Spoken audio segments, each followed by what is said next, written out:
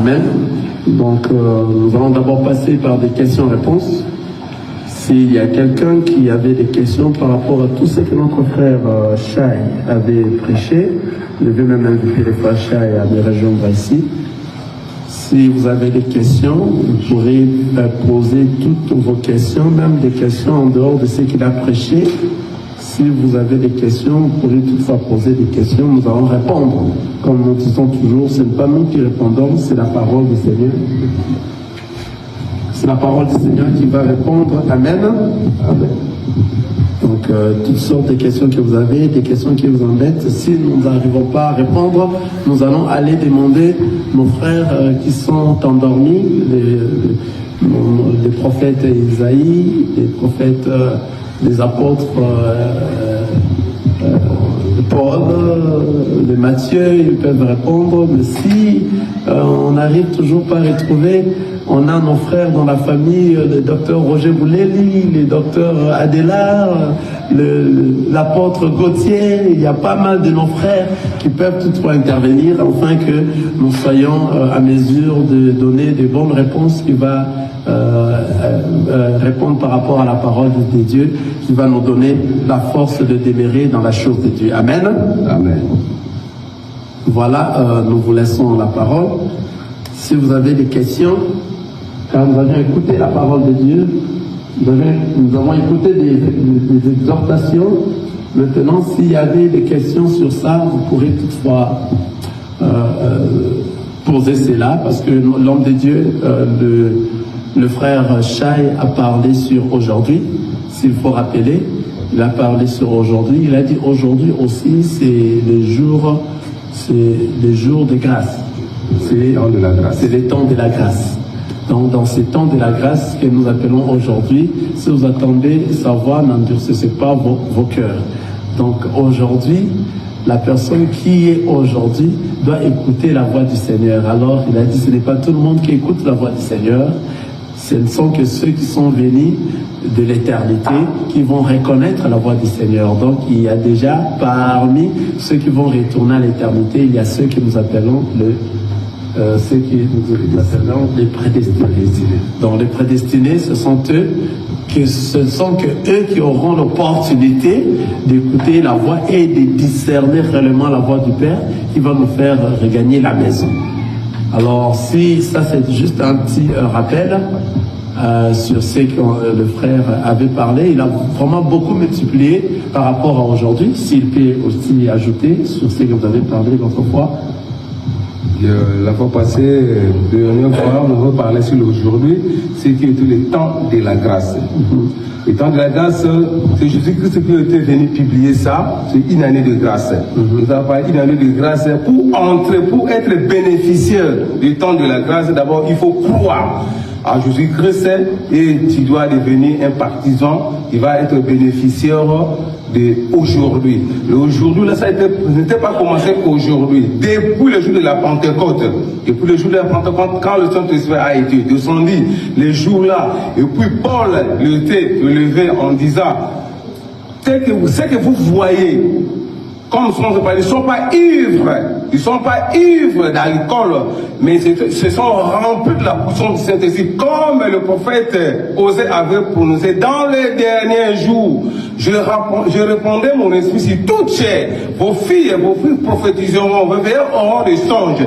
Aujourd'hui, là, ça a été déjà commencé. Et nous aussi, en ce présent, en ce moment, nous continuons toujours aujourd'hui là. Il faut avoir l'opportunité de le saisir. Pour le saisir, il faut croire en Jésus-Christ comme Seigneur et Sauveur. Abandonner ta vie, laisser ta vie en Jésus-Christ pour que tu sois le bénéficiaire. Car après cette vie, c'est que nous attendons. Il y a la mort éternelle et la vie éternelle.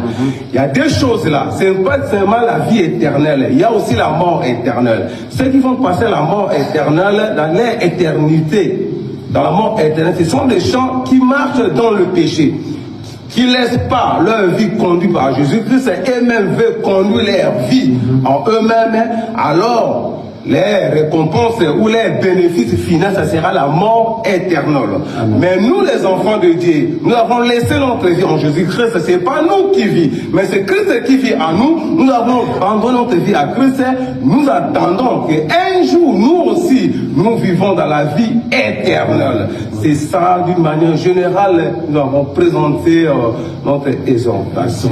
Donc, comme il vient de dire, il a dit ceux qui vont entrer dans ces temps de la grâce, dans cette année nouvelle que le Seigneur Jésus-Christ a publiée, car il est venu publier, nous avons lu dans le livre de Luc, chapitre 4, verset 18. Donc, ceux qui vont entrer dans ces temps de la grâce ne sont que ceux-là qui ont l'intelligence, c'est-à-dire qu'ils avaient déjà la sagesse. Là, je ne fais qu'ajouter ce que notre frère avait parlé. Il nous a donné le livre de Job, chapitre 28, au verset 28, là où ça nous a montré que la sagesse, c'est la crainte de Dieu, mais l'intelligence, c'est comment s'éloigner du mal.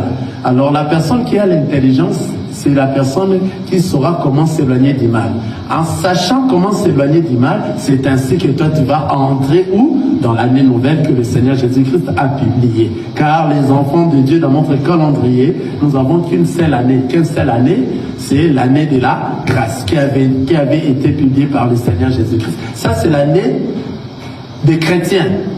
Si vous entrez dans cette année, à la fin de cette année, ça sera quoi? L'enlèvement. Donc à la fin de l'année de la grâce que le Seigneur Jésus-Christ lui-même est venu publier, ça sera l'enlèvement. Or, avant d'entrer, il faut avoir la sagesse et l'intelligence. Il avait dit ici, Israël n'avait pas de l'intelligence. Israël avait la sagesse. Or, la sagesse, c'est la crainte de Dieu. C'est-à-dire, Israël était en train de craindre Dieu. Amen. Amen. Il craignait que Dieu existe, mais il ne savait pas comment s'éloigner du mal. Or, s'éloigner du mal, la personne qui a apporté s'éloigner du mal, c'est le Seigneur Jésus-Christ. C'est l'intelligence. Dans l'intelligence, c'est s'éloigner du mal. Or, les livres de Romains, j'espère, qui nous avait dit à tous, les livres de Romains qui avaient dit, il faut avoir l'intelligence pour savoir comment s'éloigner du mal. Donc, avec l'intelligence, ça va te donner le discernement du bien et du mal. Hein? Ça doit être dans le livre. C'est le livre de Romains qui nous donne Romains chapitre 12. Vraiment, Romains chapitre 12. Le verset 2. Voilà, Romains chapitre 12, dans le deuxième verset, sans a dit Romains, nous sommes dans le livre de Romains chapitre 12. C'est juste un rappel rapide afin que vous puissiez avoir des possibilités de poser vos questions. Romains chapitre 12, dans le verset 2, ça nous dit « Ne vous conformez pas au siècle présent, mais soyez transformés par le renouvellement de l'intelligence afin que vous discerniez quelle est la volonté de Dieu, ce qui est bon, agréable et parfait. » C'est-à-dire tout le monde qui a le renouvellement de l'intelligence, c'est la personne en fait qui avait déjà la sagesse. Et maintenant, lorsque le Seigneur Jésus-Christ est venu, il a aussi reçu le Seigneur Jésus qui est l'intelligence, qui a renouvelé l'intelligence dans lui.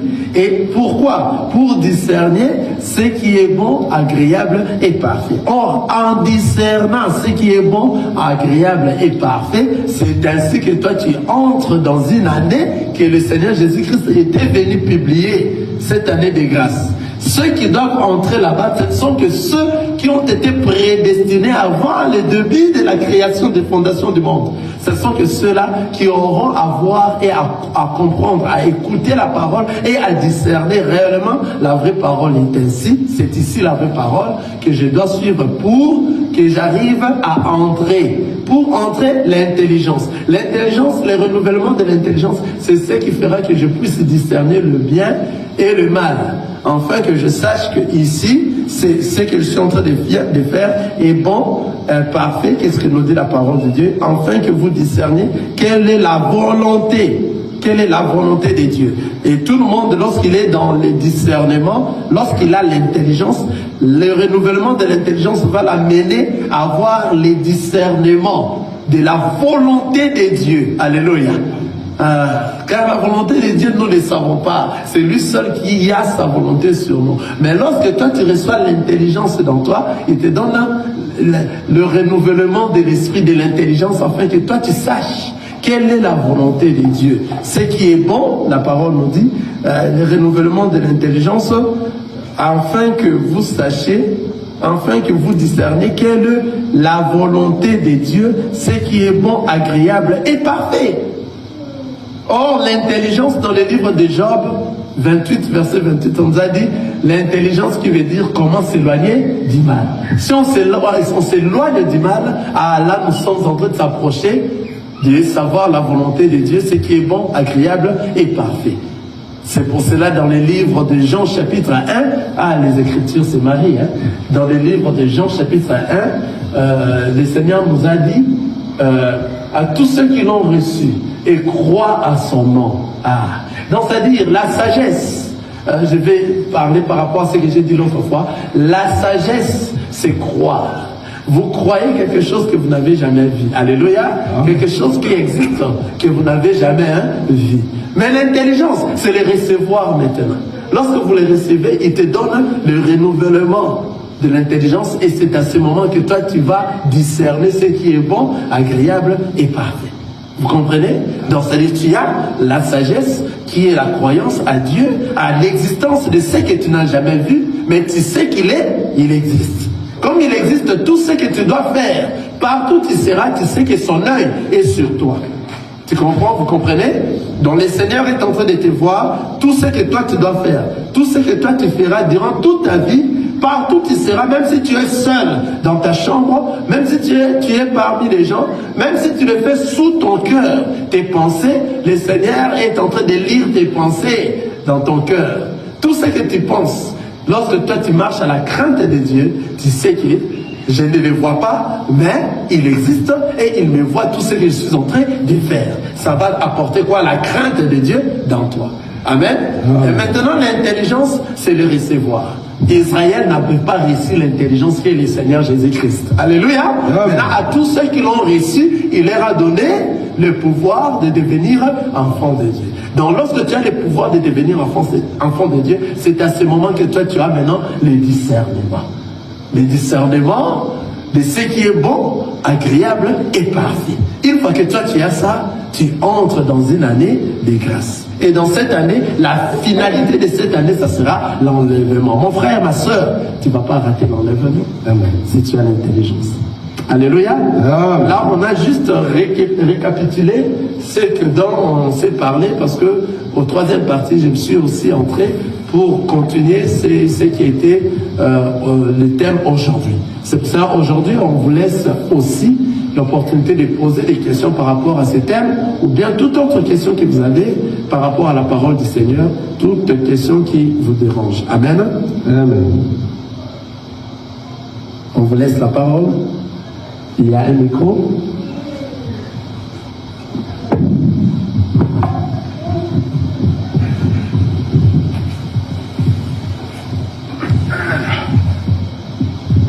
Oui, merci pour la parole. Moi, j'ai une autre question un peu controversée. C'est de savoir une supposition. Selon votre pensée, expérience par rapport à la parole de Dieu, si le diable se répandait, quel sera par rapport à la fin du monde? Si le diable se répandait, là c'est la question, sa question, il dit si le diable se répandait, si, heureusement qu'il avait parlé de si, car le diable ne pourrait plus se repentir. Le diable est le diable, donc Satan, c'est ce que vous appelez le diable, Satan.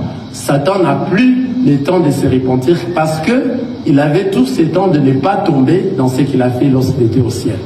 Est-ce que vous comprenez cela? Il avait tout ce temps, comme le Seigneur aussi nous donne des temps, il avait aussi donné les temps à Satan afin qu'il ne tombe pas. À cause de l'orgueil, à cause de tout ce qu'il a vu et apprécié, c'est pour cela que Satan est tombé. Et Satan ne pourrait plus, il a formé son camp à lui.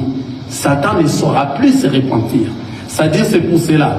Actuellement, nous tous, tels que nous sommes les enfants de Dieu, le Seigneur Dieu nous a donné un moment d'écouter sa parole.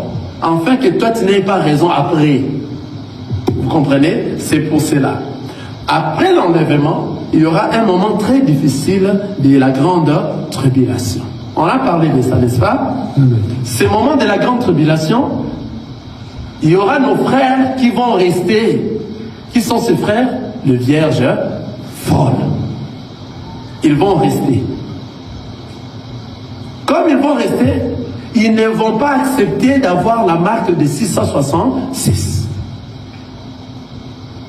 Le diable, l'antichrist pourra tout faire, mais comme eux, ils viennent de l'éternité, ils vont tout faire avec, ils vont se faire violence, même s'ils seront torturés, ils seront frappés, tabassés à mort. L'essentiel, c'est d'entrer dans les ciels. Vous voyez? Donc, c'est-à-dire qu'ils n'auront pas accepté la marque. Maintenant, ceux qui vont accepter la marque, parce que parmi les vierges folles, il y a des infiltrés qui sont aussi vierges folles aujourd'hui. Quelqu'un me comprend? Amen. Ça sera maintenant lors de la grande tribulation que tout cela maintenant va commencer à se voir réellement qui réellement était la Vierge folle. Parce que la Vierge folle ne va pas céder. Vous allez voir parmi ceux qui étaient avec la Vierge folle, ceux qui se disaient des Vierges folles qui sont restés, qui connaissaient la parole, qui étaient avec nous. Lorsque la souffrance va augmenter, encore augmenter, ils vont lâcher prise. C'est ainsi qu'ils vont accepter la marque de la bête. Une fois qu'ils acceptent la marque de la bête, c'est fini. Ils sont maintenant dans les camps du diable, il n'y a plus moyen de se repentir. Merci. Et par là, nous pouvons dire que la mission de Jésus-Christ est venue seulement pour libérer le monde et le peuple, et non pas le diable. La mission de Jésus-Christ est venue libérer le monde dans les captifs du diable. Libérer, pas le monde, mais il est venu chercher ses frères égaux, les enfants de Dieu qui étaient à l'éternité, ils doivent retourner à l'éternité. Vous comprenez? Ce ne sont que ceux-là, Romains. Romains chapitre 8, juste là. Ce sont que ceux-là qui sont venus de l'éternité, qui doivent retourner à l'éternité. Romains chapitre 8, le verset 28. Nous savons du reste que toute chose concourt au bien de ceux qui aiment Dieu, de ceux qui sont appelés selon son destin. Donc, c'est-à-dire, le Seigneur Jésus-Christ, sa mission sur la terre, il est venu chercher ceux qui sont appelés selon son destin à lui-même. Quelqu'un voit ça? Je vais revenir encore, nous allons lire le livre de Jean, chapitre 17, pour éclaircir tout ça. Voilà. La parole nous dit, car ceux qu'il a connus d'avance, c'est Dieu qui dit ici, ceux qu'il a connus d'avance, il les a aussi prédestinés à être semblables à l'image de son Fils. Parce qu'il n'y a que ceux-là qui vont reconnaître la parole, car il les avait connus déjà d'avance. Et il les a déjà prédestinés à l'image de qui? De son Fils. Vous voyez cela? Donc en venant sur la terre, les mondes maintenant les a influencés par le rythme du diable. C'est pour cela qu'ils sont allés à côté. Mais lorsqu'ils vont écouter la voix du Père, ils vont revenir. Seulement ceux-là qui vont comprendre. Les nations. Actuellement, c'est parmi les nations. Mais après l'enlèvement, les 2 anges viendront pour prêcher aussi Israël. Et Israël qui vont rester, tous Israël là, et tous vont recevoir la parole de Dieu et ils vont entrer. Donc jusqu'à présent, Israël n'ont pas reçu le Christ. Tout Israélite, tout juif qui meurt aujourd'hui ne part pas au ciel. Seulement ceux qui auront la chance, qui vont rester le jour de l'enlèvement, les 2 ones viendront, ils vont prêcher Israël. Tout Israël va recevoir la parole du Seigneur et ils vont attirer. Et tous ces gens-là vont entrer dans la gloire. Vous voyez? Donc c'est-à-dire ce ne sont que ceux-là qu'il avait déjà destinés, comme nous venons de lire, à ceux qu'il a connus d'avance. Il les a aussi prédestinés à être semblables à l'image de son Fils, afin que son Fils fût le premier-né entre plusieurs frères. Dans nous, le Seigneur nous a déjà prédestinés à être dans l'image de notre du Fils, afin que le Fils soit le premier-né. Nous tous, nous allons le suivre parce que c'est lui qui est le premier-né. Et nous venons après. Il a continué, il dit, et ceux qu'il a prédestinés, il les a aussi appelés, et ceux qu'il a appelés, il les a aussi justifiés. À ceux qu'il a justifiés, il les a aussi glorifiés. C'est-à-dire, ce ne sont que ceux qui lui avaient prédestinés, ce ne sont que ceux-là. Car ceux-là, ils ont déjà été justifiés. car personne ne peut devenir saint. La parole nous dit, c'est lui, donc c'est-à-dire, personne ne saura devenir plus saint que lui, le Seigneur Jésus-Christ. S'il s'agissait de ça, il y a un passage biblique qui nous dit, s'il s'agissait de ça, personne ne saurait être sauvé. Mais parce que lui, il avait déjà choisi ses prédestinés, il les avait déjà justifiés. Donc, c'est-à-dire, toi seulement, tout ce que tu vas faire, tu vas tout faire en fait que tu te rallies auprès du Seigneur, laisser les mal, suivre la parole du Seigneur, mettre la parole du Seigneur en pratique, et le reste, lui, t'avait déjà justifié avant le début de la fondation du monde. C'est ainsi qu'il verra que ton effort, tu ne sauras pas aboutir tous les efforts comme lui. Mais ce que tu as fait comme effort, déjà il t'avait justifié, tu vas entrer dans sa gloire. Vous comprenez ce qui s'est passé? Seulement cela. Vous voyez, c'est pour ça, lorsqu'il est venu, je vous avais prévu, ici vous avez suivi dans 29, Romains chapitre 8, le verset 29, ça nous a dit, car ceux qu'il a connus d'avance, il les a aussi prédestinés à être semblables à l'image de son Fils, afin que son Fils fût le premier-né entre plusieurs frères. Si on continue, et ceux qu'il a prédestinés, il les a aussi appelés, et ceux qu'il a appelés, il les a aussi justifiés, et ceux qu'il a justifiés, il les a aussi glorifiés. Donc lorsque nous parlons des prédestinations, ce ne sont pas nous. Ce n'est pas nous qui créons des choses. Ce sont des choses que le Seigneur Dieu lui seul a fait ça ainsi. Qu'il y a de ceux-là qui ne connaîtront pas le ciel. Et il y a un verset que le Seigneur a dit, il les a jetés un sort d'égarement, afin qu'ils arrivent toujours à s'égarer davantage pour qu'ils ne puissent pas hériter les royaumes des cieux. Vous voyez? Voilà. Mais les enfants de Dieu ne s'égareront point. Ce sont ceux-là qui vont avoir le discernement, et à partir du renouvellement de l'intelligence, ils auront le discernement de faire ce qui est bon, agréable et parfait. Une fois que vous faites ça, vous entrez dans la gloire du Seigneur. Vous voyez? Comme je vous avais prévu dans Jean chapitre 17, là encore ça nous dit encore plus clair encore. Jean chapitre 17, regardez, nous suivons cela. Après avoir, je vais lire Jean chapitre 17, je commence au premier verset. Après avoir ainsi parlé, Jésus leva les yeux au ciel et dit, Père, l'heure est venue, glorifie ton Fils, afin que ton Fils te glorifie. Selon que tu lui as donné pouvoir sur toute chair, afin qu'il accorde la vie éternelle à tous ceux que tu lui as donnés. Donc le Seigneur Jésus-Christ est venu pour accorder la vie éternelle seulement à tous ceux que le Seigneur Dieu lui a donnés. Qui sont ceux-là qu'il lui a donnés? Ce sont ceux qui étaient avec lui. Nous allons continuer la lecture au verset 3. Or, la vie éternelle, c'est qu'ils te connaissent, toi, le seul vrai Dieu, et celui que tu as envoyé, Jésus-Christ. Je t'ai glorifié sur la terre, j'ai achevé l'œuvre que tu m'as donnée à faire. Et maintenant, toi, Père, glorifie-moi auprès de toi-même de la gloire que j'avais auprès de toi avant que le monde fût. Je fais connaître, suivez maintenant, je fais connaître ton nom aux hommes que tu m'as donnés. Vous suivez la parole, hein? J'ai fait connaître ton nom aux hommes que tu m'as donnés du milieu du monde. Donc ce n'est pas Dieu, Jésus est venu sauver le monde, non.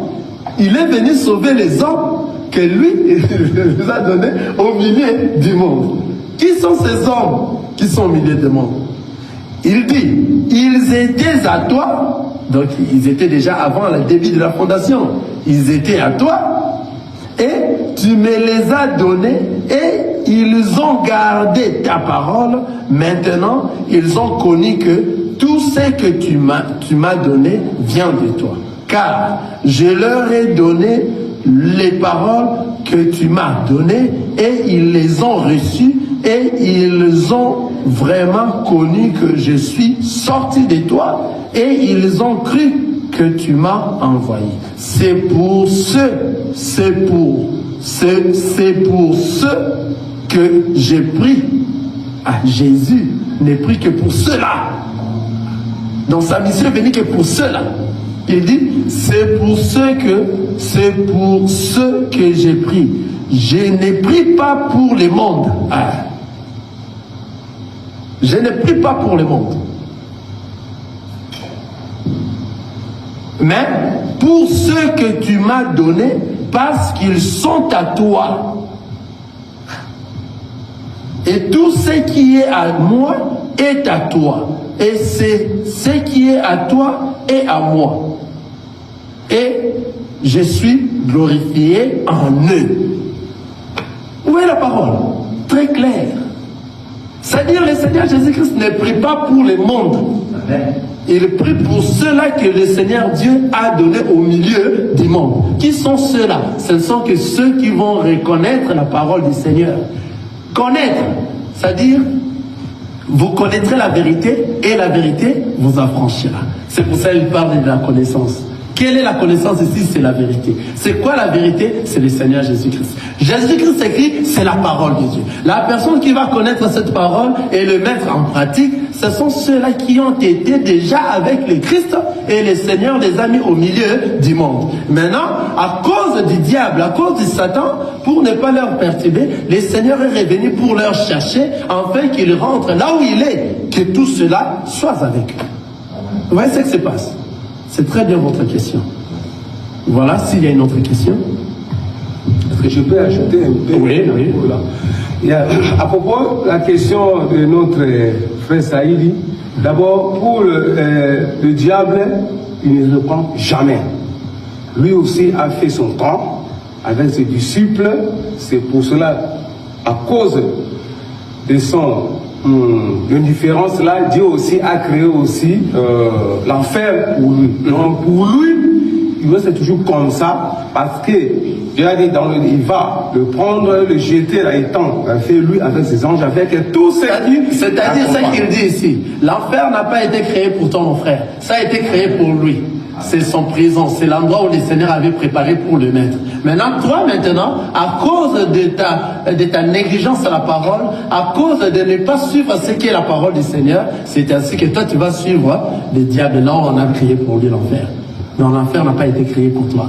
Alléluia. Tu peux continuer, mon frère. Alors, comme le pasteur vient de toucher le problème du monde, comme vous pouvez poser, si Christ était venu pour tout le monde, Christ n'est pas venu pour tout le monde. D'abord, quand on parle de monde, la Bible nous présente, il y a 5 mondes dans la Bible. Nous avons le monde, l'univers. Et dans le monde de l'univers, nous avons le monde des vivants. Dans le monde des vivants, nous avons le monde des humains, il y a le monde de méchants et le monde des actes de méchants. Il y a 5 mondes. Quand la Bible parle de monde, il y a la différence entre le monde. Que le monde de l'univers, c'est là où il y a vu Dieu, 3e siècle. Mais le monde des humains, dans le monde des vivants, des êtres vivants, même des serpents, même des oiseaux, même nous sommes des êtres vivants. Nous sommes toujours dans le monde. Il y a aussi le monde des humains. C'est toi et moi dans le monde. Il y a des mondes, des actes de méchants. Comme nous vivons aussi dans le monde, il y a aussi des méchants. Il y a aussi des actes de monde, des actes de méchants. Des gens qui pratiquent toujours du mal dans leur vie. Nous sommes toujours dans le monde. Mais Christ était venu, on ne sauvait rien que ce peuple. Tous ceux qui vont croire, car la mort de Jésus-Christ sur la croix, ce n'est pas pour tout le monde. Pour être bénéficiaire, il faut prendre. Il faut accepter. Et à ce moment, tu es le bénéficiaire. Alors, tous les prédestinés, comme la Bible dit, Dieu nous a choisi de l'avance. Dans son esprit, avant la fondation du monde. Quand la Bible dit avant la fondation du monde, il n'y avait rien. L'Esprit de Dieu, dans son esprit là, il a déjà pensé que frère Charles, il sera enlevé. Amen. Charles n'était pas né, il n'y a rien sur la terre, mais Dieu a déjà pensé cela. Et si vous vous souvenez, même Abraham, avant que les enfants d'Israël allaient à l'esclavagisme en Égypte, Abraham, à ces temps-là, à 80 ans, il avait même un enfant. Pas même un enfant, mais Dieu déjà a dit de descendants, ils seront en esclavagisme en Égypte pendant 400 ans. Abraham lui-même n'avait même pas eu l'enfant, mais Dieu a déjà pensé. Dans la pensée de Dieu, vous serez en esclavagisme. Donc Dieu a choisi. Des descendants en esclavagisme en Égypte. Dans la prédestinée de Dieu, on ne peut pas dire. Dieu a dit que j'ai aimé Jacob, j'ai haï Ésaü, des bébés qui au ventre. Ésaü a fait Dieu quoi? Mais Dieu même, il a décidé comme ça. On ne condamne pas Dieu. Tout ce qu'il fait, c'est toujours bon. Donc la prédestinée de Dieu, Dieu même a choisi ceux qui iront au ciel et ceux qui n'iront pas. Quitte à nous, pour savoir que Dieu est prédestiné. Tant que nous sommes dans ce monde, nous sommes comme des ambassadeurs. Un ambassadeur doit refléter toujours l'image de son pays où il était venu. Comme un ambassadeur, par exemple, un Congolais qui est aux États-Unis ici, doit toujours refléter l'image de son pays, va présenter ça. Comme nous aussi, nous venons du ciel. Nous sommes le président de Dieu. Ce que nous vivons là-bas, ce que nous faisons là-bas, quand nous étions là-bas, quand nous sommes venus dans le monde, nous devons se manifester par nos actes. Nous devons refléter ce que nous avons suivi là-bas, ici. Nous sommes dans le monde, nous ne vivons pas de ce monde. Nous sommes comme des ambassadeurs, nous devons refléter l'image du ciel à nous. Le fruit, nos actes, ça va prouver que nous sommes prédestinés, nous se préparons pour que nous retournons à la maison. Donc la prédiction de Dieu, c'est pas par notre propre effort de combat que Dieu a choisi, mais quitte à nous de manifester des fruits tant que nous sommes encore. Donc si vous êtes prédestiné, les désirs de manifester des fruits, à suivre la parole du Seigneur, va s'animer dans toi. Si cela ne va pas s'animer dans toi, tu n'es pas prédestiné. Bon, pour savoir réellement que toi qui es prédestiné, tu vas sentir les désirs des choses de Dieu dans toi. Tu vas les sentir. Que toi tu n'es pas, même si tu restes 50 ans dans un endroit où il y a des gens du monde qui c'est bien de dire le monde de méchants, mais il y aura un moment que tu vas te dire, cet endroit en tout cas ce n'est pas mon endroit. Car la manifestation du désir de servir les Christ va te séparer de cet endroit et te ramener à un endroit afin que toi tu puisses hériter la gloire du Seigneur. Parce que là il dit, même un insensé ne va pas s'égarer du chemin qui va me ramener au ciel. Vous voyez? Donc, c'est-à-dire, c'est comme ça. S'il y a encore une question, on peut progresser. Vous dites votre nom, la sœur qui, ou bien le frère qui, après vous posez votre question. Bien, merci pour la question. Moi, je suis la sœur Niki. Ma question est celle-ci, je vais demander aux hommes de Dieu, si vous pouvez m'expliquer. Au commencement, quand le diable était au ciel avec, à côté de Dieu là-bas, quand il avait désobéi à Dieu, quand Dieu avait dit que non, le diable devait se comparer de lui, il a désobéi. Pourquoi pas il n'a pas, pourquoi il n'avait pas brûlé le diable directement, que de l'envoyer ici sur la terre pour ruiner encore ses enfants? C'est ça ma question. Merci beaucoup. Je vais répondre. Je peux aussi répondre par là. Quand le diable a manifesté tous ces caractères-là envers Dieu, il a aussi voulu faire devenir comme aussi Dieu avec son orgueil. Dieu ne voulait pas même le néantir directement. Non. Il a laissé le temps parce que Dieu savait. Dieu savait, dans le monde, il y a des choses, d'autres personnes, quand vous étiez dans le monde, comme il y a ce que Dieu a déjà choisi, il a mis ça à côté. Mais il y a d'autres qui étaient venus aussi pour nous accompagner, pour peupler tout simplement le monde. Les enfants des diables aussi sont dans le monde. Nous vivons aussi avec eux. Leur destination, c'est à l'enfer, elle doit être toujours égarée. Alors, comme le diable a manifesté ses comportements, Dieu ne peut pas le néantir. Si Dieu a le néantir automatiquement, alors comment nous pouvons savoir la puissance de Dieu? Il n'y aura pas vraiment la puissance de Dieu. Il faut que le diable doit être pour que la puissance de Dieu se manifeste, pour que nous croyons que réellement il y a Dieu. Si ces choses, ça se fait ainsi, si je me suis sorti dans telle situation, c'est pas par mon propre effort, mais c'est Dieu qui a intervenu. C'est pour ça que le diable doit être toujours à côté de nous pour nous pousser aussi à être, pour faire avoir confiance à Dieu. C'est pour ça que Dieu a laissé ça. Si il a anéanti le diable il était capable de se néantir automatiquement parce qu'il est le Tout-Puissant. Mais là, c'est pour que Dieu, sa puissance, puisse être démontrée. Amen. J'espère que l'homme de Dieu a bien répondu. La mission du diable, c'est pour que la puissance de Dieu se manifeste réellement et à séparer qui sont réellement les miens. Car ils étaient déjà avec... C'est Dieu lui-même qui est en train de faire son plan. Il savait déjà qu'il va faire un plan et il y aura un monde qui sera pour sa gloire. Et pour prouver ce monde qui sera pour sa gloire, lorsque Satan s'est égaré, il lui a laissé égarer, mais il a gardé. Il n'a pas jeté directement Satan dans les faits parce que il a bien voulu faire voir à Satan c'est qui il est, qui lui est Dieu, parce que Satan croyait avoir tout ce que le Seigneur lui a donné et que toute l'intelligence du Seigneur lui en a. Mais Dieu a bien voulu faire comprendre à Satan que toi tu n'es rien. Regardez, il y a même des personnes que moi je vais envoyer sur la terre qui seront plus que toi, car ils ne vont pas t'obéir. Ils vont m'obéir moi, et tu leur verront venir dans le monde, et tout ce que tu feras contre eux sera nul et sans effet. Ils vont seulement m'obéir à moi. C'est pour ça qu'il fallait qu'ils soient gardés encore, enfin qu'ils soient jetés à la fin de toutes choses. Que le Seigneur va maintenant lui dire, voici maintenant ce que je te disais, que toi tu n'es rien. Parce que Satan est rien devant un enfant de Dieu. Il n'a pas de force, il n'a pas de puissance. C'est pour cela, là où se trouvent les enfants de Dieu, c'est la puissance totale de l'ennemi, qui est le diable. Vous voyez? Donc, c'est-à-dire, nous, les enfants de Dieu, on n'a pas peur de Satan. C'est lui maintenant qui a peur de nous. Lorsqu'il sait, même au travail, nous voyons, c'est là. Hein, on ne sent pas venir s'enorgueillir ici. Il y a de ceux-là qui ont touché dans des choses mauvaises, dans des francs-maçons, dans beaucoup de choses de ce monde.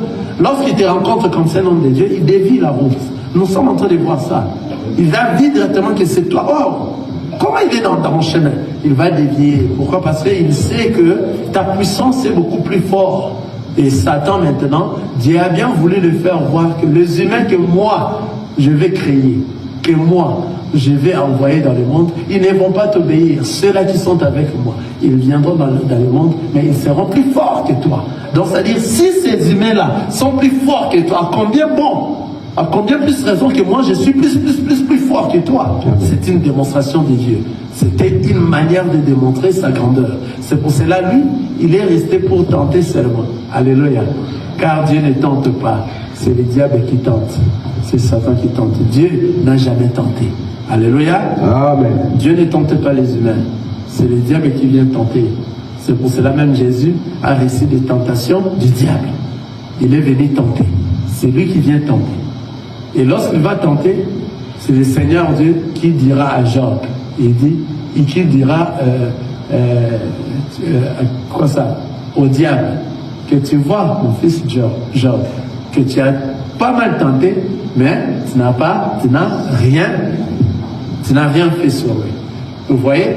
Donc c'est comme ça. Donc le diable est venu voir Dieu pour lui dire, ton fils là, Job, c'est parce qu'il a tout ce que les hommes peuvent avoir sur la terre, c'est pour cela qu'il t'obéit. Il a dit, ok, je te le laisse, que tu fasses tout ce que tu veux. Il a tout fait, tout ce qu'il a voulu avec Job, mais Job n'était pas tombé. Amen. Amen. C'est pour cela, nous maintenant, nous respectons cette image de Job, afin que le diable et craigne notre Seigneur Dieu plus à la fin. C'est à la fin maintenant que lui va prendre le diable, il va le mettre dans le feu. C'est l'endroit où il avait prévu pour lui. Depuis le début de la fondation du monde, cet endroit existait déjà. Et ça l'attend jusqu'à présent. Maintenant, tous ceux qui ne vont pas marcher par rapport à la parole du Seigneur vont l'accompagner là-bas. Ça n'a pas été créé pour les humains, ça a été créé pour les diables. Amen. S'il y a encore une autre question, on a encore du temps, on a 10 minutes maintenant. Dans 10 minutes, s'il y a des questions, si vous avez des questions, le frère Marsan. Question. Si vous avez des questions, même toutes questions possibles par rapport à la parole du Seigneur, ce qui vous embrouille. Parce qu'on constate que dans plusieurs églises, on ne fait pas cette histoire de questions-réponses.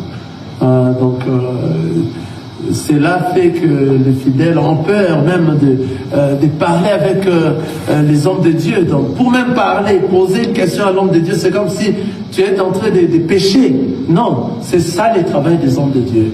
On prêche la parole, après un moment, il y a des questions que les fidèles doivent s'éclaircir dans des points qu'ils ont même entendu parler ailleurs. Qu'est-ce qui se passe ailleurs? La manière dont on l'a parlé ailleurs. Donc ce qu'il avait parlé avant même d'entrer dans cet évangile que nous sommes en train de prêcher. S'il avait quelque chose de différent, il dit non, là-bas on fait ça, mais comment ici comme ça? Voilà, les hommes de Dieu doivent être là pour éclaircir. Donc si vous posez vos questions, ce ne sont pas des péchés. Vous ne péchez pas. Vous avez les droits. J'essaie des hommes de Dieu, beaucoup fuient ces histoires de questions. Non, celui-là commence à m'embêter. Vous voyez, donc continuons. Moi c'est Maman Anne. Maman Anna. Je voulais demander à propos de l'alcool. Je vais un peu des explications. À propos de l'alcool. Ta question à propos de l'alcool, c'est... L'alcool, c'est mauvais. Ah voilà. Amen. Amen. Prendre de l'alcool en soi, ce n'est pas mauvais. Prendre de l'alcool en soi, ce n'est pas mauvais. Ça devient mauvais quand? Lorsque tu commences à être ivre de l'alcool. Si tu ne prends pas, tu vas souffrir. Si tu ne prends pas, tu es dans le... Maintenant, pourquoi nous les enfants de Dieu, nous évitons cela? Parce que en commençant par 1, tu peux commencer à 2, 3, et puis ça peut t'égarer. Car nous, les enfants de Dieu, nous avons l'intelligence de discerner ce qui est bon, agréable et parfait. Pour ne pas être égaré, d'autres fois, prochainement, je vais m'arrêter pour ne pas s'hasarder à ça. Vous voyez, c'est pour cela qu'on ne s'hasarde pas à ça. Jésus-Christ, on a fait le vin ici, on a fait lorsqu'il a partagé, il a pris quoi? Le vin, il a pris quoi? Le pain, et il a donné. C'était de l'alcool. Vous voyez? Et en donnant le vin aux disciples, c'était pour un but. C'est-à-dire, lorsque toi tu vas prendre ça, ça sera pourquoi? Est-ce que cela va t'amener dans le débauche? Ou bien cela doit arranger ta vie chrétienne? Parce qu'en plusieurs reprises, par rapport à l'expérience, nombreux de ceux qui ont pris de l'alcool sont égarés. Alors on ne peut pas prêcher aux enfants de Dieu de prendre l'alcool. Quelqu'un voit ça? On ne peut pas prêcher parce que nous avions vu combien il y a beaucoup de ceux-là qui se sont maintenus dans la parole, mais en prenant de l'alcool, 2, 3, 4, ça commence à prendre de l'alcool parce que c'est un enfant de Dieu, il commence à se cacher pour que les autres ne prennent pas cela. Parce que prendre de l'alcool aussi, oui. Donc, nous ici dans l'église, on ne va pas conseiller pour toi de prendre cet alcool-là. On ne peut pas te dire de prendre l'alcool. Pourquoi? Parce que nous savons que ça ne va pas s'arrêter là. Donc ce sont des choses qui entraînent les hormones du corps, que tu vas commencer à avoir ensoiffé de prendre ça. Et ça ne va pas s'arrêter là. Tu peux nous mentir que ça s'est arrêté là. Mais toi-même, tu vas faire des choses de toi-même là où tu seras. Or, l'œil du Seigneur commencera à te voir. Et tu risques de rater le ciel. Vous voyez, tu risques de rater le ciel. On ne peut pas te dire cela que tu prennes. Surtout lorsque tu es déjà reconnu un enfant de Dieu. Lorsque tu prends cela, parmi d'autres personnes, tu es en train de faire quoi? Tu es en train de... de leur déranger en fait. J'ai oublié les vrais termes. Occasion de chute. Tu donnes de l'occasion de chute pour eux.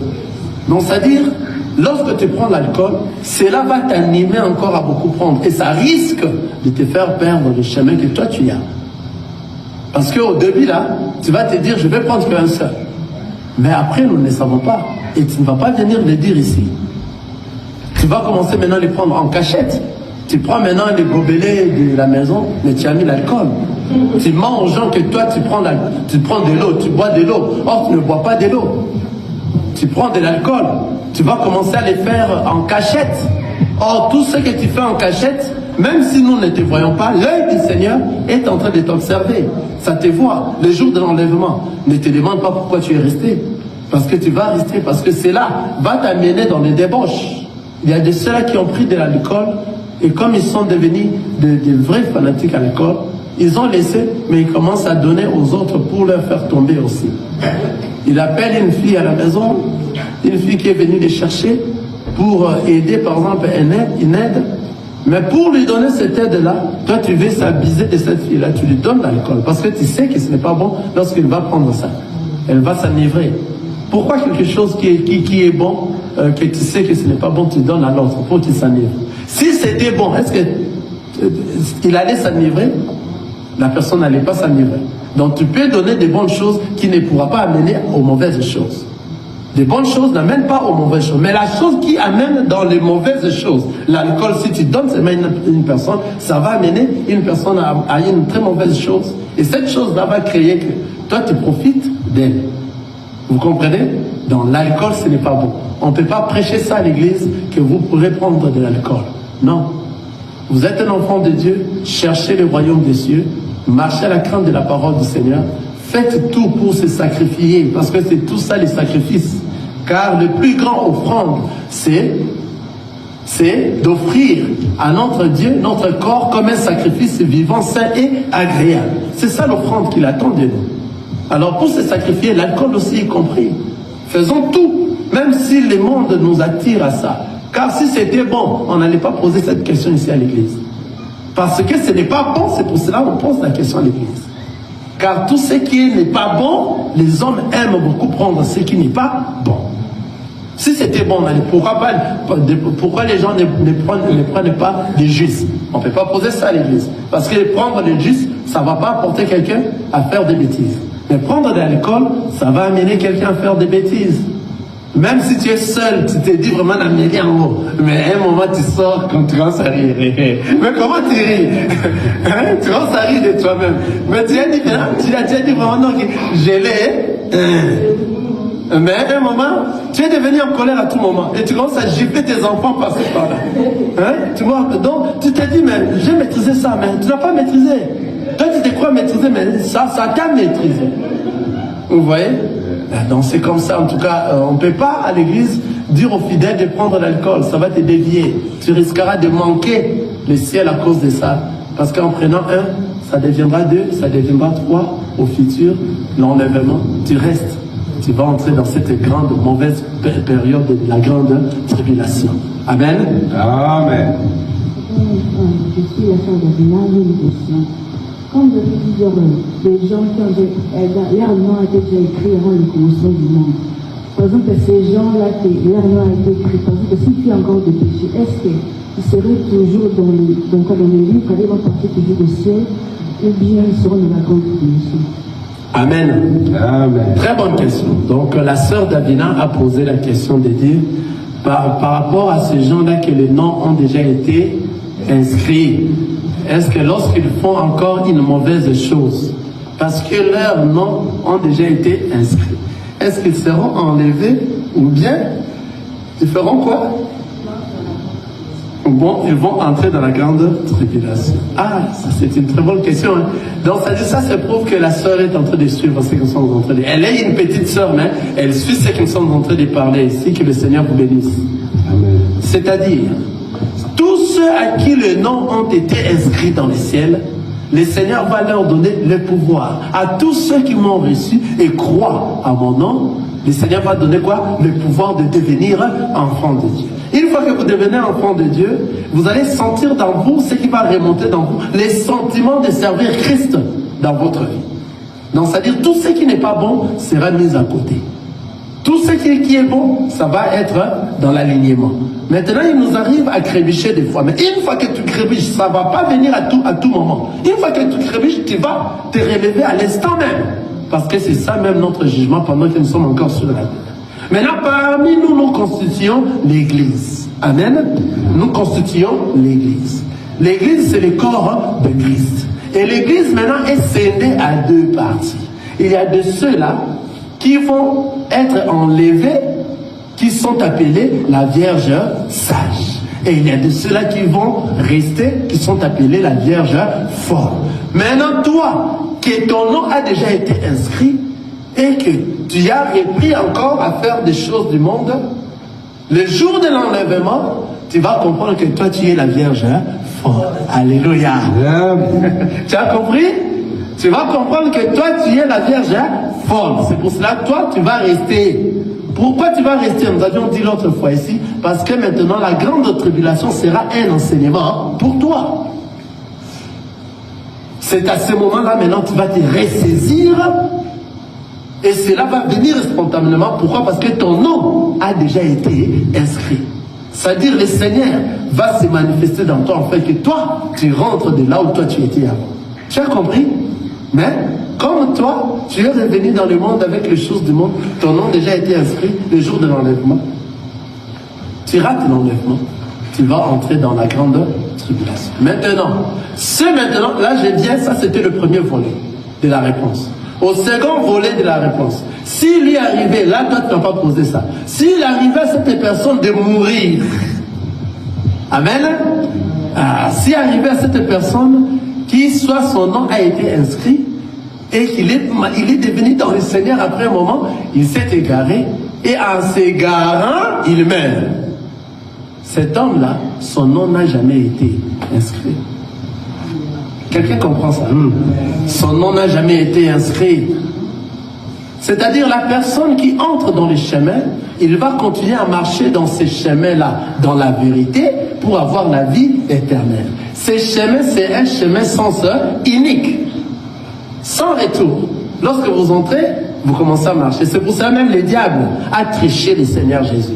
Il a dit, si vous venez, ceux-là qui prennent des fétiches et autres, nous entendons par des témoignages, il te dit, sors de chez moi sans regarder derrière.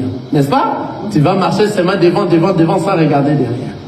Vous voyez? Le diable a triché. C'est-à-dire, dans les chemins que nous marchons, et que vous entrez dans les chemins qui est le Seigneur Jésus-Christ, vous allez marcher dans la vérité, parce que vous êtes entrés. Et la vérité maintenant, que ça va vous conduire à la vie maintenant éternelle. C'est pour cela qu'il est le chemin, la vérité et la vie. Donc une fois que celui-là, qui est entré dans les chemins, comme nous voyons aujourd'hui, nombreux des pasteurs, des hommes de Dieu, alléluia, qui se disent hommes de Dieu, que nous croyons qu'ils sont dans les chemins, qu'ils sont même dans la vérité, car nous savons ce qu'ils sont en train de dire, les chemins, la vérité, la vie. C'est le paradis, le lieu saint et le lieu très saint.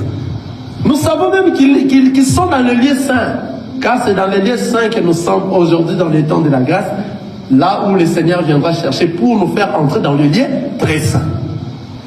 Vous comprenez? Mais, après un temps, nous le voyons, oh, il a couché avec une sœur de l'église, oh, il a engrossé, oh, dans la voiture, on les a attrapés avec une sœur Chiboula.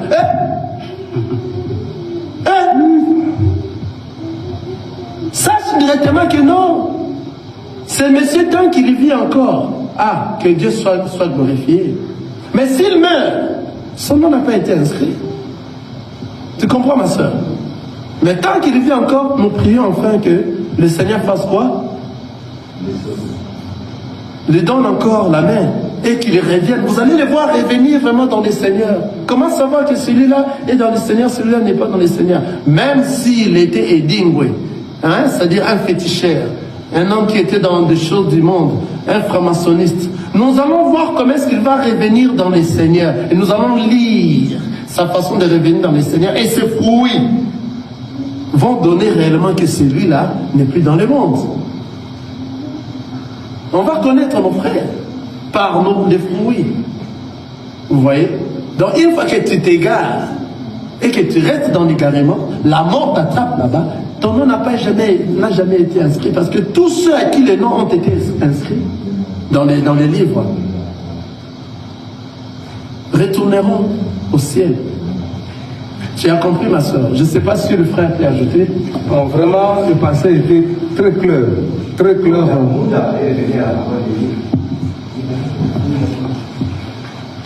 Pardon?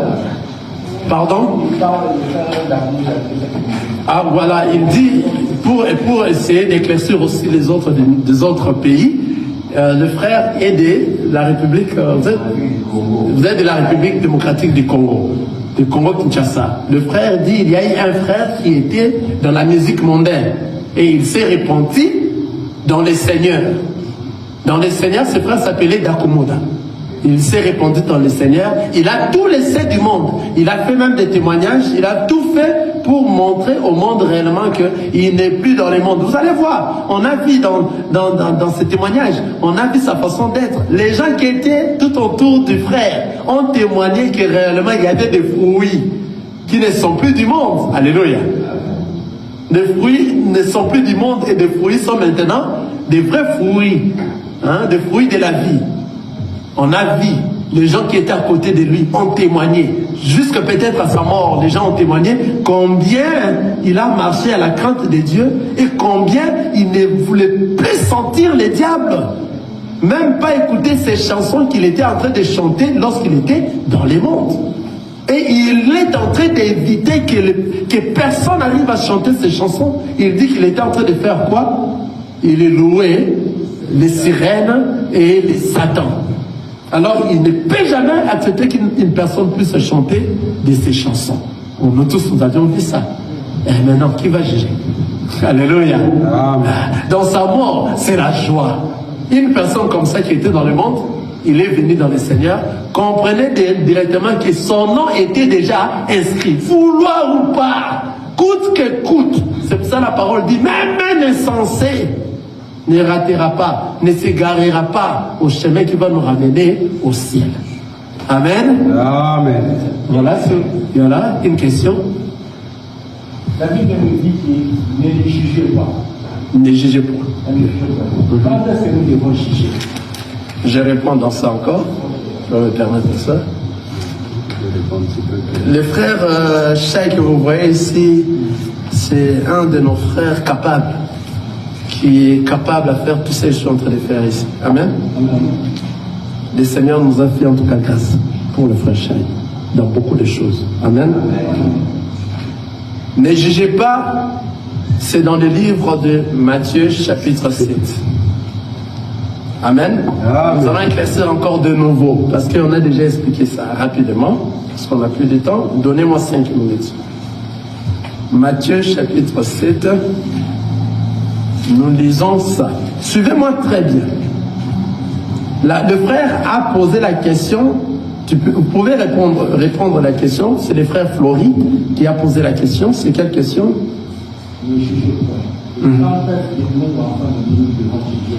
La question de notre frère, c'est de ne juger point, comme dit la parole de Dieu. Maintenant, quand est-ce que nous, les enfants de Dieu, nous devons juger? Amen. Amen. Là, nous allons retrouver ça, sa réponse, dans le livre de 1 Corinthiens, chapitre 5, le verset 11. Amen. Maintenant, je vais d'abord aller rapidement pour éclaircir ne juger point. Amen. Yes. Voilà. La parole nous a dit dans le livre de Matthieu, chapitre 7. Les gens ont retenu seulement le premier verset. Et puis, en retenant le verset, ils ne veulent plus qu'on leur explique ce qui suivait ce verset-là. Vous voyez? C'est ce qui crée un problème. Parce que la pensée de notre Seigneur Jésus, la personne qui a dit ça, c'était le Seigneur Jésus-Christ lui-même. Sa pensée n'était pas limitée seulement ne juger point. Suivez sa pensée. Matthieu chapitre 7, j'ai lu. C'est du premier verset jusqu'au 5e verset, c'est sa pensée. J'ai lu au nom de Jésus-Christ. La Bible nous dit, ne jugez point, afin que vous ne soyez point jugés. Car on vous jugera du jugement dont vous jugez, et l'on vous mesurera avec la mesure dont vous mesurez.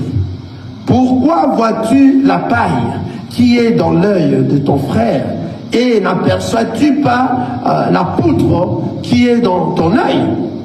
Ou comment peux-tu dire à ton frère, laisse-moi ôter une paille de ton œil, toi qui as une poutre dans le sien? Hypocrite, ôte premièrement la poutre de ton œil, et alors tu verras comment ôter la paille de l'œil de ton frère. Amen. Amen. La Bible nous a dit clairement. Ça nous dit quoi? Je reprends ça rapidement avec explication là-dessus. La Bible nous dit quoi? Premier verset. Ne jugez point afin que vous ne soyez point jugés. Ça n'a pas fini. Il continue. Car on vous jugera du jugement dont vous jugez, et l'on vous mesurera de la mesure dont vous mesurez. Pourquoi vois-tu la paille qui est dans l'œil de ton frère, et n'aperçois-tu pas la poutre qui est dans ton œil? voilà, tout homme qui a la poutre, car la poutre c'est un morceau de bois dans ton œil. Vous comprenez la poutre? C'est un gros morceau de bois dans ton œil. Mais la paille, c'est un petit herbe qui est dans l'œil de ton frère. Et là, le Seigneur nous dit, pourquoi ne vois-tu pas la poutre, un morceau du bois qui est dans ton œil, et tu veux qu'enlever ce qui est dans l'œil de ton frère? Dans ces cas ici, la parole t'appelle hypocrite. Donc si tu fais des choses pareilles, tu es un hypocrite. De quoi est-ce qu'on est en train de parler ici? C'est-à-dire, toi qui dois juger, qui es-tu? Toi qui ne dois pas juger, qui es-tu? C'est ça qu'on veut dire même. Toi qui es jugé, qui es-tu? C'est-à-dire, la personne qui doit juger, c'est la personne qui va faire quoi? Qui doit d'abord commencer par enlever la poutre dans son œil. C'est pour cela, en conclusion, dans le verset 5, il a dit quoi? Il commence à corriger. J'aime le Seigneur Jésus-Christ. Amen. Il appelle à cet homme-là hypocrite. Après, il commence à les corriger. Avant que toi tu ailles juger, il lui dit, ôtez premièrement. Ôtez premièrement la poutre de ton œil, et alors tu verras comment ôter la paille de l'œil de ton frère. Ah, c'est-à-dire comment nous devons juger, c'est-à-dire nous, pour que nous ne puissions pas être des hypocrites, nous devons commencer par ôter d'abord la poutre qui est dans nous, dans notre... C'est-à-dire, ôter la poutre, cela veut dire quitter dans le mal, marcher à la crainte de la parole du Seigneur, suivre le Seigneur et mettre la parole en pratique. C'est cette personne-là, qui ôte la poutre dans son œil. Vous comprenez? Toute personne qui ôte la poutre dans son œil, c'est une personne qui marche à la crainte de la parole du Seigneur. C'est pour ça que le Seigneur a dit, appeler de tels gens des hypocrites. Mais avant que tu ailles juger, il faut que toi tu puisses faire quoi? Ôter premièrement la poutre. Donc quittez le monde, soyez un enfant de Dieu, que cela se fasse voir par les fruits, que réellement toi tu marches à la crainte de la parole du Seigneur, tu marches à l'obéissance de la parole et tu le mets en pratique. Tu es devenu, dans la vie de sanctification, tu es devenu saint. C'est à ce moment maintenant que toi maintenant, le Seigneur t'a dit, c'est à ce moment, c'est à ce moment que tu ôteras quoi? La paille dans l'œil de ton frère. Mais si toi tu es encore dans le monde, comment ôter la paille qui est dans l'œil de ton œil, dans l'œil de ton frère? C'est-à-dire toi tu es un hypocrite. Commencez d'abord à faire quoi? À quitter le monde, à marcher par rapport à la parole du Seigneur, à devenir saint, à se sanctifier, à se sentir sans tache. C'est à ce moment maintenant que tu dois maintenant faire quoi? Ôter la paille de l'œil de ton frère. Parce que si tu ne ôtes pas à ce moment-là maintenant, lorsque tu es devenu dans le Seigneur, tu es devenu un enfant de Dieu, tu marches à la crainte du Seigneur, tu as maintenant une mission de faire quoi? De ôter la paille de l'œil de ton frère. Si tu ne ôtes pas, tu es en train de pécher. C'est pour ça que nous prêchons la parole du Seigneur. C'est-à-dire, si toi, en devenant un enfant de Dieu, tu ne ôtes pas la paille dans l'œil de ton frère, c'est-à-dire tu ne juges pas, tu es en train de pécher maintenant. Quelqu'un a vu ça? C'est-à-dire, toi, étant maintenant un enfant de Dieu, parce que tu as ôté la paille qui est dans... Quoi ça? La poutre qui était dans ton œil, à ce moment, le Seigneur t'a donné maintenant l'autorisation d'aller maintenant ôter aussi la paille qui est dans l'œil de ton frère. C'est-à-dire, s'il est en train de faire, tu lui dis, non, tu fais ça, c'est pas bon. Pourquoi tu restes dans la masturbation? Parce que toi, tu es déjà quitté. Toi, le Seigneur t'a sauvé de la masturbation. Maintenant, tu es devenu enfant de Dieu. Tu commences à juger. Le jugement, c'est ça la prédication. Alléluia. C'est pour cela, à la fin, lors de la grande tribulation, l'enseignement, c'est la grande tribulation. Ça va enseigner la Vierge folle. Alléluia. Donc, une fois que toi, tu es devenu dans le Seigneur, tu es devenu un enfant de Dieu dans le Seigneur, tu as maintenant la capacité de juger. Si tu ne juges pas, tu es en train de pécher. Pourquoi? Parce que tu vas laisser l'autre, en fait, qu'il puisse entrer en enfer. Or, toi, tu sais que ce qu'il est en train de faire est mauvais. Quelqu'un a vu ça? Pour clôturer, voilà. Maintenant, on peut lire aussi, rapidement, dans 1 Corinthiens, chapitre 11, chapitre 5, verset 11. 1 Corinthiens, c'est lui qui est là pour lire ça rapidement. 1 Corinthiens chapitre 5. Je lis dans le verset 11.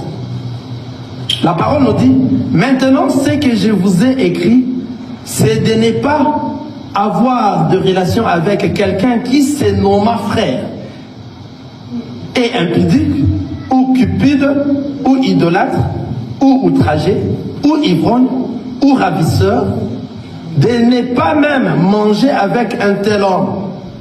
Ah, le Seigneur nous a dit de ne pas avoir de relation avec quelqu'un qui se nomme.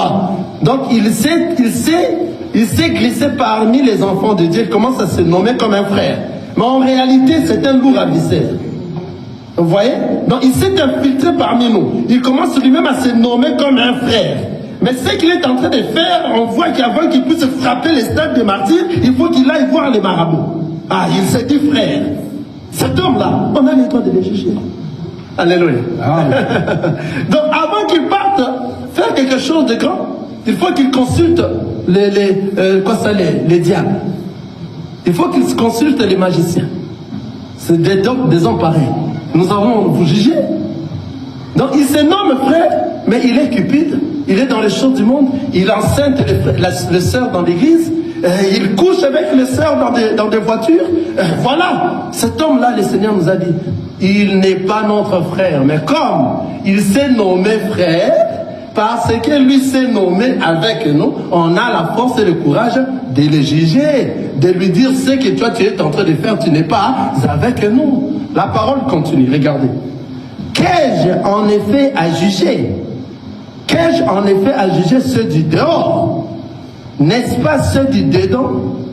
N'est-ce pas ceux du dedans que vous avez à juger? Le Seigneur nous a dit ici.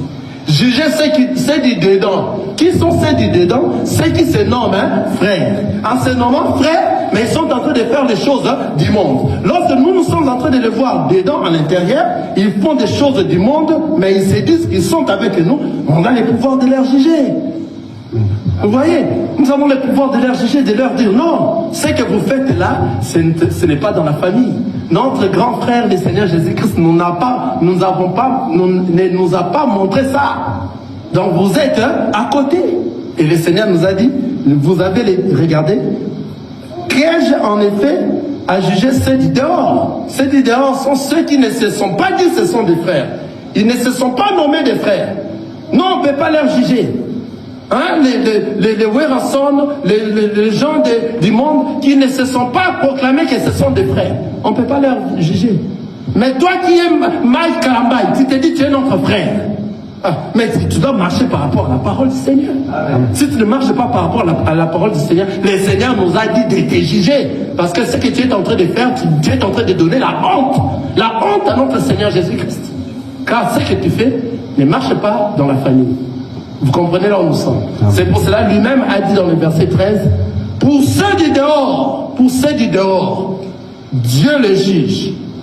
C'est Dieu seul le juge. Et il a ajouté pour nous, afin que nous soyons vigilants, il dit, ôtez le méchant du milieu de vous. Donc tous ceux qui se disent nommés enfants de Dieu, qui sont avec vous, le Seigneur nous a dit de les ôter au milieu de nous, car ce sont des méchants. Vous voyez, nous avons le pouvoir de juger. Devenez d'abord enfant de Dieu, quittez le monde.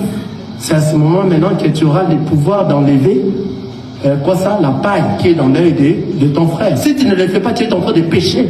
Car tu vois ton frère avec quoi?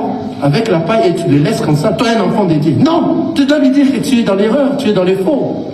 Tu dois les juger, afin qu'ils puissent revenir. En fait, le jugement, c'est l'enseignement. Que le Seigneur vous bénisse. Amen. Oui, on voit que le temps, on a pris assez de temps, on a déjà, voilà, prochainement, ou bien voilà, poser la question comme ça, nous venons traiter prochainement. Soit disant, un frère, un pasteur, il est tombé dans l'impudicité. Un pasteur qui est tombé dans l'impudicité. Il a demandé pardon. Il a pardonné, on peut dire, et oublier. Quand vous écoutez ça, Richard, vous faire comment revenir ça dans la tête de Richard. Voilà, il a dit un frère qui est tombé dans le péché et il a demandé pardon et Dieu a pardonné. Regardez, si vous êtes un frère du Seigneur, lorsque vous tombez dans le péché, vous allez venir demander, si vous êtes déjà public, tel que nous sommes déjà des hommes publics comme ça. Je ne peux pas demander pardon là où je suis seul. Je dois demander pardon, un pardon sincère, à l'image de tout le monde et de ce que tu as fait. En tout cas, jusqu'à présent, je n'ai pas vu une personne pareille. Hein, à moins qu'il y a un frère... quel pasteur? On l'a pas écouté demander pardon et puis avouer. C'est quoi les pardons? C'est avouer. Le Seigneur nous a dit quoi? Celui qui avoue ses péchés et les délaisse. Ah, la parole de Dieu est succulente. Il dit celui qui avoue ses transgressions et les délaisse. C'est à ce moment qu'il aura quoi? Miséricorde. Il faut avouer que voilà, j'ai fait ça, mais les frères là n'ont pas jamais, aucun jour, j'ai toutes les vidéos là-bas, c'est lui qui en l'a attrapé dans les voitures. Aucun jour, je l'ai vu avouer que je l'ai fait. Jusqu'à présent, d'ailleurs, il continue à chercher cette dame-là. Elle a fui, elle est en Europe maintenant. Elle a fui cette dame-là, et la dame continue à parler contre ses frères-là, car c'est son travail, c'est ce qu'il fait. Vous voyez, c'est le pasteur Mukuna. Non, on ne cache pas les noms. Il est dans l'erreur. Il doit avouer. Il doit avouer réellement que j'ai fait ça. Et je demande miséricorde. Et la masse, pardonnez-moi. Cette fille-là ne peut plus continuer à fuir le pasteur Mukuna. Cette fille-là est en train de dire qu'on l'a donné des poisons, on allait les tuer pour qu'on les fasse taire et qu'elle ne dise rien. Mais comme les poisons, ça a raté, elle continue à parler contre Mukuna. Alors, il faut que nous te voyons venir demander un pardon public et puis les délaisser. Et puis nous allons contrôler ta vie. Tu ne peux pas aussi retourner directement au cher prêcher parce qu'ils ont leur boutique. Ça, ce sont leurs boutiques qu'ils sont en train de faire. Ce n'est pas les églises. C'est pour cela, tout ce qu'il peut faire, il rentre encore parce qu'il sait, c'est son boutique, il peut tout faire avec. C'est lui qui dirige son boutique. Alors, ce n'est pas notre frère, c'est inutile de s'intéresser. Mais parce qu'il s'est nommé frère, il s'est dit qu'il est avec nous, il s'est infiltré. Nous avons le pouvoir de les juger. Il doit laisser et se convertir. Que le Seigneur vous bénisse. Que le Seigneur vous bénisse. Amen.